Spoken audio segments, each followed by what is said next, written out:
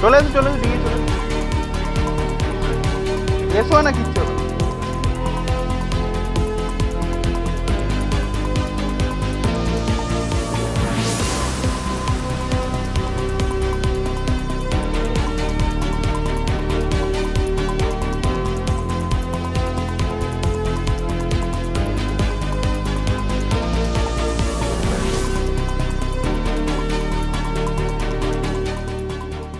প্রশাসন তৎপর আছে। আমরা ডিস্ট্রিক্ট ম্যাজিস্ট্রেট, আমাদের এসডিও সাহেব, ইরিগেশন ডিপার্টমেন্ট, আমাদের সকল জনপ্রতিনিধি, আমাদের মাননীয় এমপি সাহেব দীর্ঘদিন ধরে প্রশাসনকে বলেছেন এবং অ্যাডমিনিস্ট্রেশনকে বলেছেন, তার ডিপিআরও রেডি হয়েছে। কিন্তু যেভাবে গঙ্গার পাড়গুলো ভাঙন ধরছে আমরা খুব আতঙ্কিত। ইরিগেশন ডিপার্টমেন্ট এটা নিয়ে খুব সিরিয়াস আছে। আশা করছি খুব তাড়াতাড়ি এটা সলভ হবে। আমরা বিরাট আতঙ্কে আছি। কাছাকাছি ট্যাঙ্কিটা রয়েছে, এই ভাঙনে যদি ট্যাঙ্কিতে কিছু অসুবিধা হয় তাহলে আশেপাশে বাড়িতে অনেক ক্ষতি হবে এবং অনেক লোক মারা যেতে পারে। অতএব এইটা সরকারের উচিত এটা খুব তাড়াতাড়ি এটা একটা রিকভারি করা।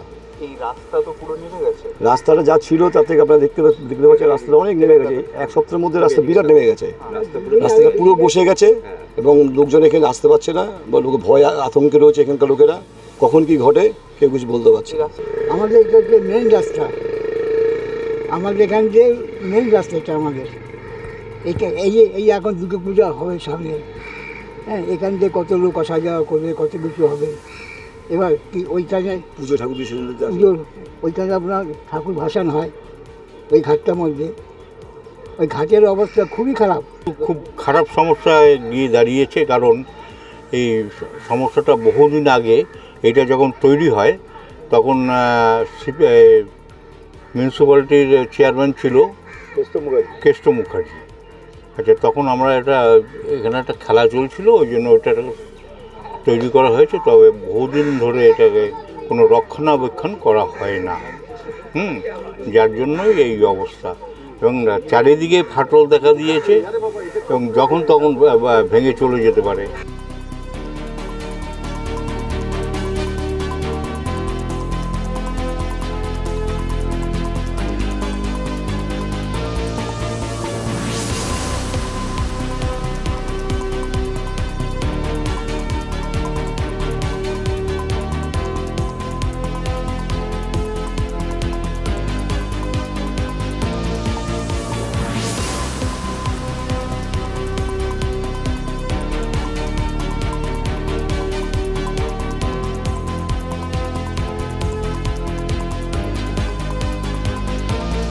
ফলো করুন সংবাদ প্রতিদিন ডিজিটাল।